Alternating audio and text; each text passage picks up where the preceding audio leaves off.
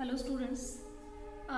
Yesterday we have seen the case of Zener diode, and here we are talking about the important topics that can be asked in your examinations, and even I have just explained a number of conceptual problems based on these topics. So I think you have seen already that videos, and till this time you are now confirmed with all the conceptual problems according to the syllabus, and still I just felt that you are still weak in your conceptual problems, conceptual basis. So that's why topic by topic, the topics which are important for your examinations, I am discussing that so that you can understand the basic, the conceptual things that can be asked.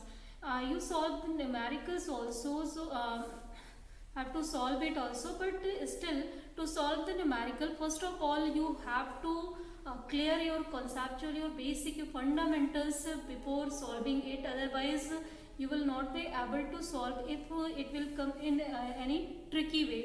So for that be prepared. First of all, let's put your focus on this topics. After that solve some conceptual problems. After that solve numerical problems. Definitely you will be overcome every examination, every problem easily. So as we discussed about for case of Zener diode, like and even applications that I have told you, we use Zener diode as the voltage regulator, that is using in our power supply to stabilize the voltage, to keep voltage at a constraint point at a particular voltage, so that our devices can work properly for due to continuous supply that is obtaining.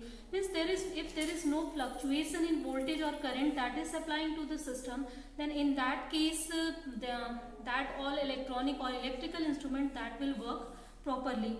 So this, it is very necessary part for our power supply system. So even I have discussed to you that what are the components of power supply, that you don't have to study, but still you should know that in the power supply that is contained in our electronic devices, in our electrical system, in our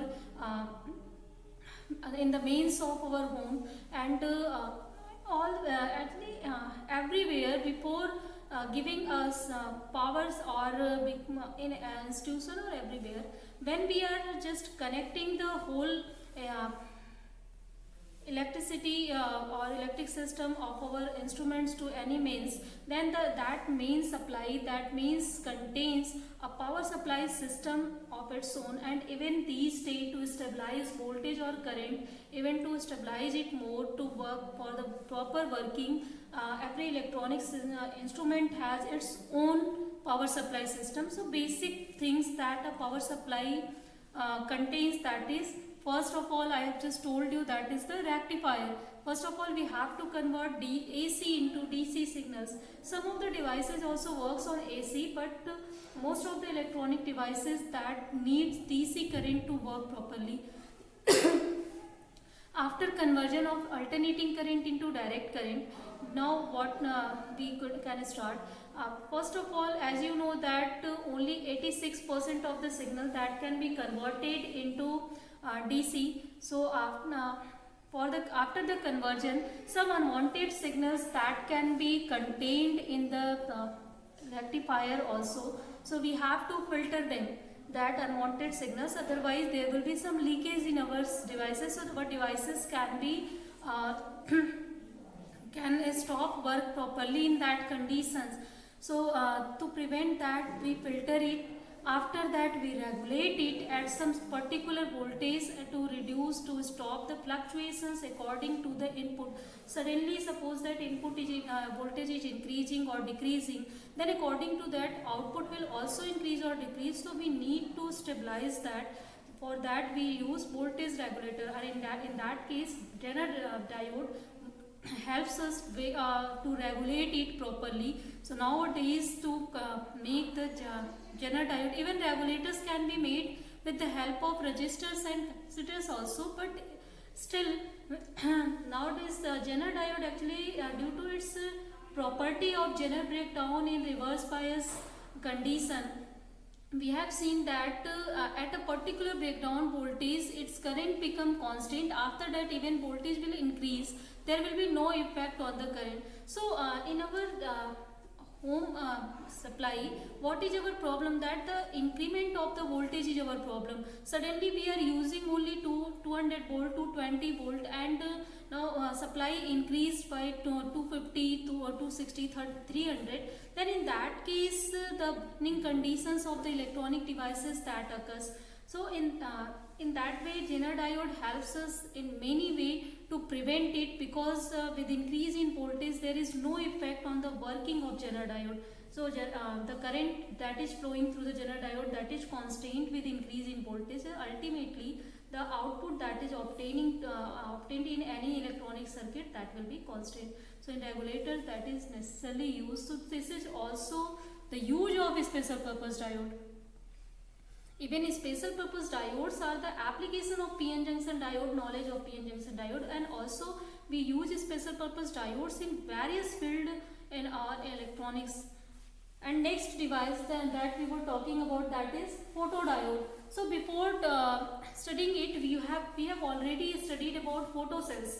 So in case of photocells, we know that there is a vacuum chamber in which two metal plates, one is cathode, one is anode, we are taking, and we connect that cathode and anode to any electrical circuit, and after that we allow to fall any electromagnetic radiation of suitable frequency on the cathode plate. And you know that electrons are emitted when cathode get heated.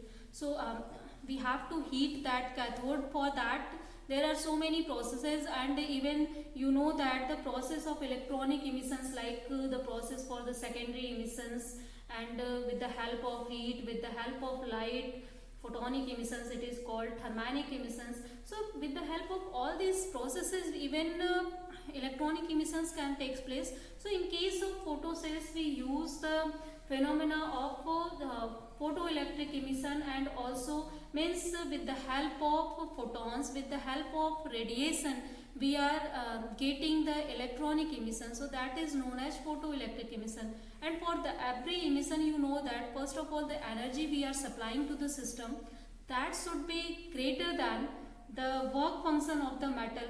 Every metal opposes the removal of electron from its octane, from its outer orbit.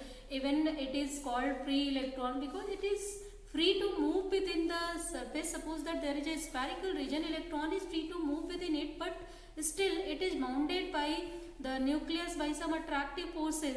So the region behind it, that acts as a potential barrier for that electrons, so that due to that barrier electron cannot leave the surface. So first of all we have to overcome that potential barrier by adding some suitable amount of energy to it. So that energy should be greater than, equal to that potential barrier.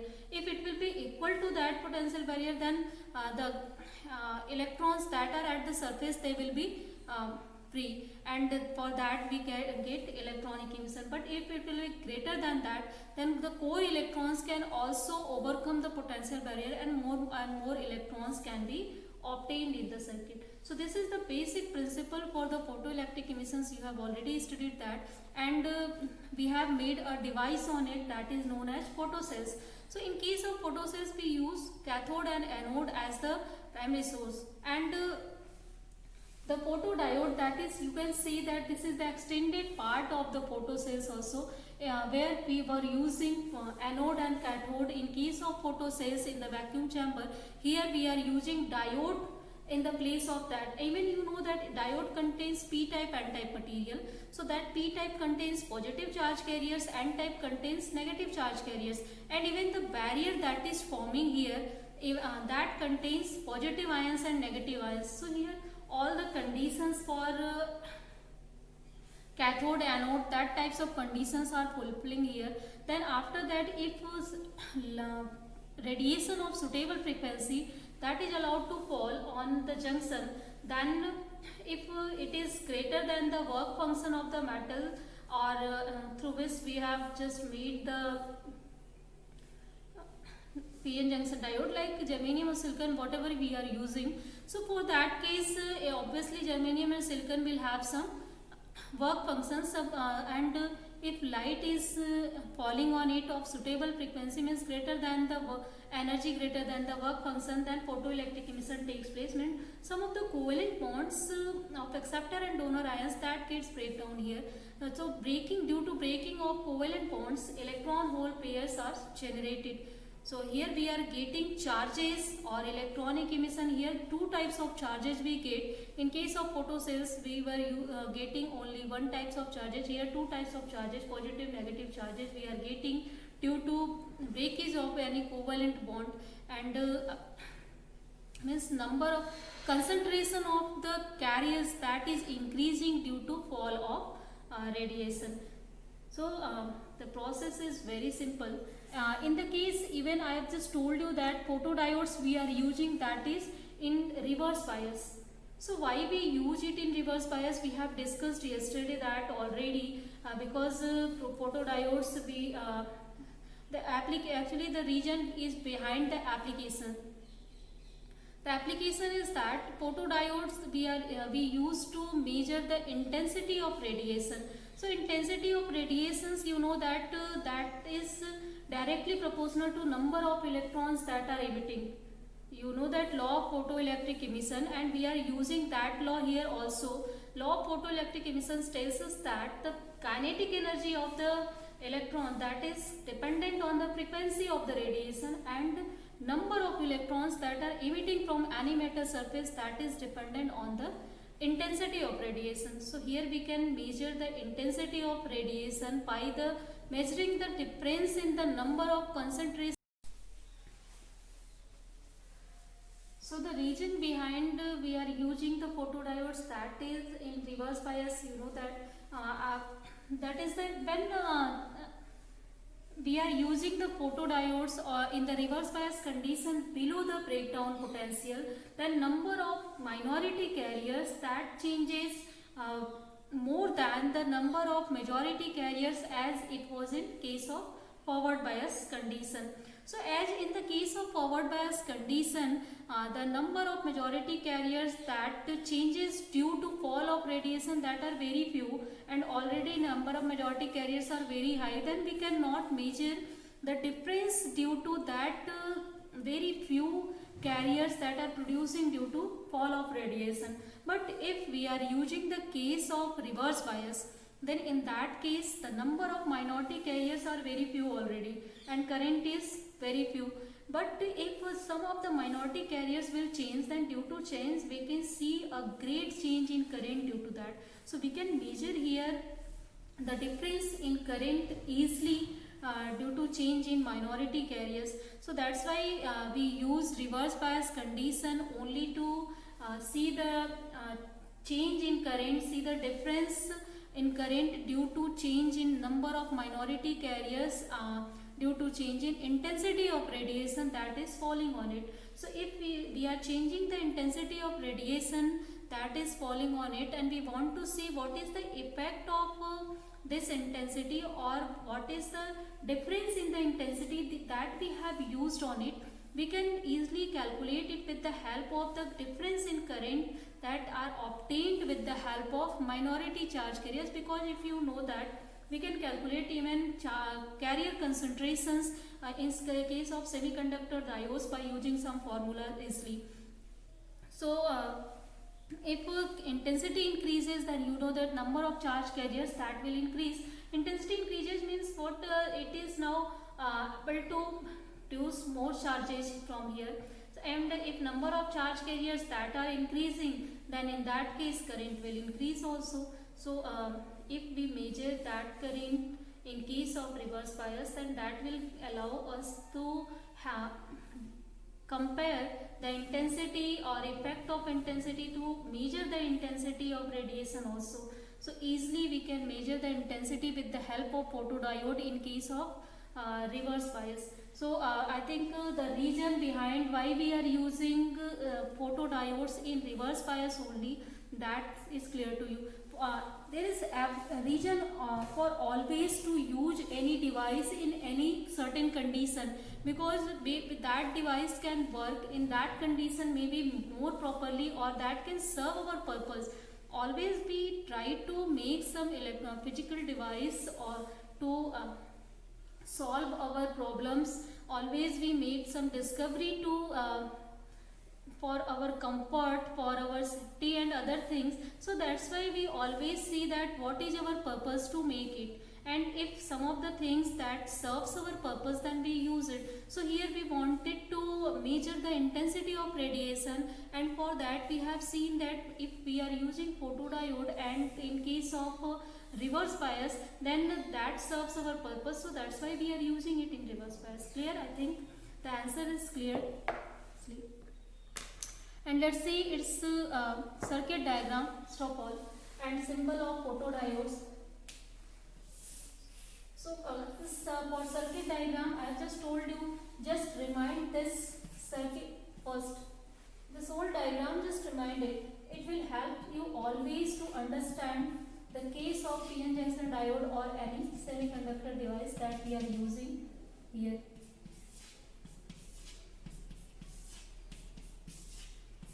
So here you know that at n side we have donor atoms, here donor ions, here acceptor ions, acceptor atoms, here holes and electrons. So this is the basic PN junction diode that we use to construct any semiconductor device. And already I have just told you that this remind this diagram every time in your mind. You will be able to explain all the semiconductor devices, all the special purpose diodes that we can make with the help of semiconductor device. You can explain them very easily if this whole figure you have reminded, because in this figure we have already just clearly shown that which of the functions that are contained in P and N type material. In P type material, acceptor ions with holes, they are called as acceptor atoms.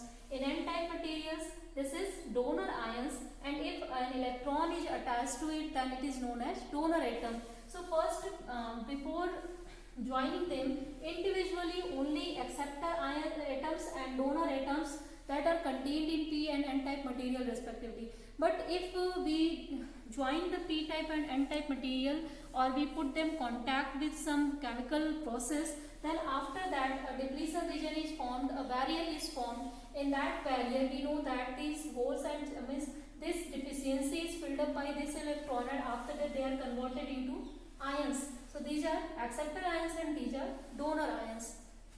So this construction is easy. With the help of it we can easily explain all the problems. So for photodiode, I have told you that we have to use photodiode in reverse bias for our applicative purpose. You can also use it in forward bias if suppose that we wanted to get electricity through it. Then for that, for forward bias condition, that be much more helpful there. But in case of photodiode, that we are using to measure the intensity, we are using it in the alarm clocks, in counter devices. So properly it works while we are using it in reverse bias. For the use of electricity, for the production of electricity due to solar energy, due to radiation, we use the device that is known as solar cell. So if any photodiode that we are using in case of in forward bias, that is called solar cell. But if we are using it in reverse bias, that is known as photodiode. So there are not much difference while explaining it. Only the difference between solar cell and photodiodes, that is the case of the connections that we are doing here. And also if suppose we are connecting it, then after that we try to see the materials that we are using for it. So for solar cell we use some different materials, for photodiode we use some different materials that are actually that properties based to see whether they are useful for our applicative purpose or not, and which material is more useful than we use it. So materials can be changed, that is based on our applications, but the basic process that is simple, same. Only in both of the cases we are using photoelectric emission, law of photoelectric emission, but in one case we are using it in forward bias, and in this case we are using it in reverse bias. So in reverse bias condition we connect P type to negative terminal of the battery and N type to positive terminal of the battery. So if we connected, it is simple, the connection of PN junction diode in reverse bias, this is same as. And now if we only do one thing, if we are now out radiation to falls on this junction, and due to that covalent bonds get breakdown and some of the extra charges that are produced in the junction, so that condition, that means that the photoelectric emission or photoelectric effect takes place here, then after that the number of charge carriers that is increases, and due to that now we are able to measure its intensity and other factors. So now it is known as photodiode. So basic, the circuit diagram for photodiode is not very different from PN junction. If you know the PN junction diode circuit in the case of reverse bias, only the difference is here that we are using some radiations to fall on it. And if in case in form of symbol we are seeing that, then this is denoted by this is the symbol of diode, and if you just show it by this, then it is known as photodiode. Clear? So in case of photodiode, when radiations falls on it, photoelectric emission takes place, number of charge carriers that are increases, and due to increase of charge carriers, minority carriers increases, and after that the current that is obtained in case of reverse bias, that increases also. So if you plot the graph for it, suppose on this scale we have taken current, on this we have taken voltage, and the order of current that is of the order of microampere, and this is volt. Okay. So if before breakdown, you know that the circuit that is just like this. Suppose when we are not allowed to fall any radiation on it, then some of the minority carriers that are already present in the junction diode due to doping of the pentavalent and trivalent atoms on it, you know that already some of the minority carriers that are produced due to thermal agitation in the system. So some of the thermal agitations or heat here can also be, and due to that some of the charge carriers can be produced here. So due to that charge carriers, some minority carriers we obtained, and due to that some current is obtained in the circuit. So that current is known as here dark current. And after that, now allowed to fall the radiation of suitable frequency on it, and see the current for the different intensity. So if you increase the intensity, then we know that with increase in intensity, number of charge carrier increases, and if number of charge carriers are increasing, the current that is obtained in the output circuit, that will increase also. So this current can be increased to this value, or suppose here I1 intensity is, or it will increase to another value also if I2. Means intensity will increase continuously when we are using different intensities. So with increase in intensity, current will increase, and after measuring this current, we can compare the intensity of radiation. We can even determine the intensity of radiation very easily. So from this method, even we can measure the temperature of the stars, or we can measure the intensity of the light that is coming from the stars to us, or sun from us to us. We can measure it very easily. So this device allows us to measure that intensity, that temperature very easily.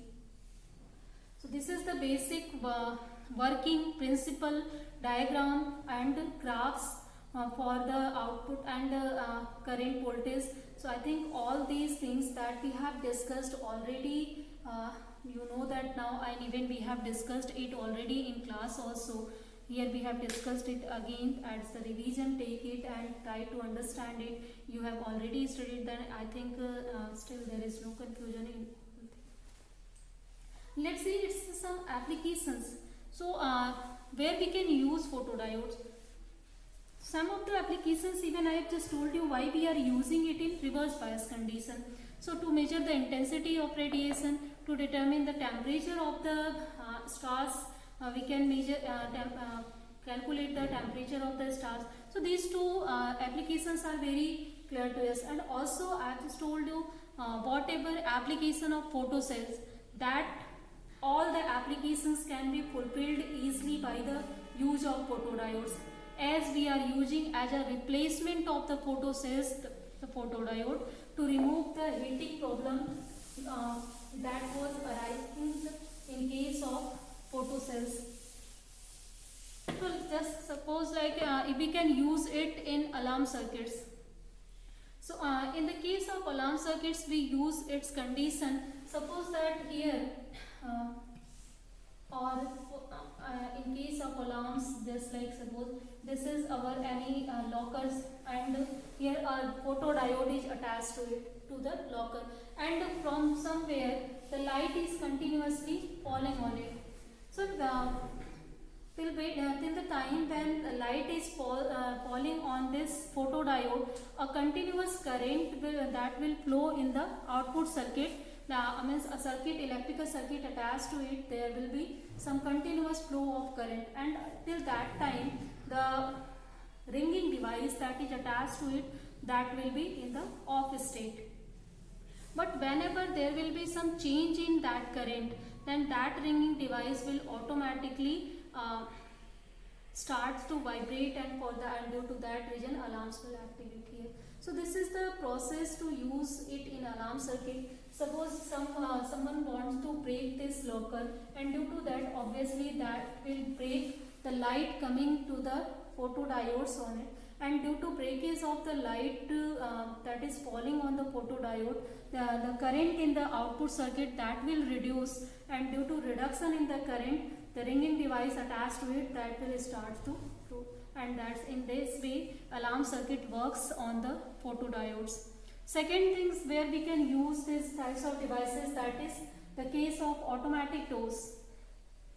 So for automatic doors, we do the same thing. So a photodiode, we attach a photodiode on one side, and on the other side we use some light source for the continuous flow of current, and an electrical system we have attached to it already. So the door is closed until a continuous fall of light takes place on photodiode. But if someone try to enter in the room and when he stands on this road, then due to that he is standing, the light gets break here, and due to breaking of light, the current in the circuit that is attached to the photodiode, that decreases, because if the fall of current, fall of the radiation, that will decrease, it means that intensity is decreasing here, and due to decrease in intensity, number of charge carriers that were producing, that will decrease, and due to decrease in number of charge carriers, current in the circuit, that decreases. So for the decrease in current, the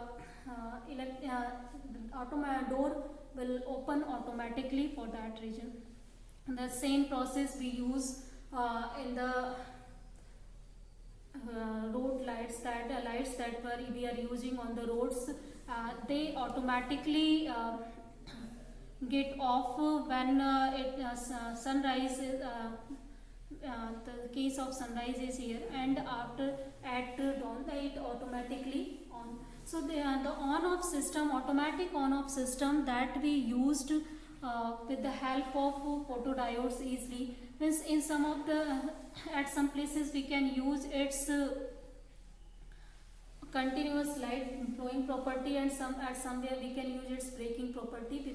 With the help of it, we can use it at various places, as in the counter devices we can use it. So for counting the devices, we suppose this is the trolley from items are coming, and at one side we are using photodiodes, and another side we are using a light source, and light is falling on it continuously. So until the light will fall on it, then there will be no single or no number that will enter in the counter device that is attached to it. But when an item comes here or due to that the light gets break here, and due to breaking of light obviously current in the circuit that will decrease, and due to decrease in the current uh, the electrical circuit whole of that system changes, and for that system automatically one is added to the counter device that is attached to it. So in the same way we can count even the number of items that we are making in any our industry. So for industrial purpose semiconductor devices are also very useful, or for any function, suppose that we want to see how many guests that are coming in our function. So for we can use the photodiodes at the doors to and we can attach a counter device to it. Then whenever some will come in our function, then that will break the light that is coming to the photodiode, and due to that the intensity of radiation that will decrease, and current in the output circuit that will decrease, and due to decrease in current there will be one added to the counter device. So this process we can use anywhere to count the person, to count the devices, or to count the items. So for the industrial purpose this device is also very useful. So in the way we can see that semiconductor devices, its application is very used in very broad fields. We can use semiconductor devices very frequently. So all the topics that we have discussed today, the topic of photodiodes, its importance, its use in case of reverse bias and circuit diagrams working, I think again we have just discussed it, so there is no conclusion at all.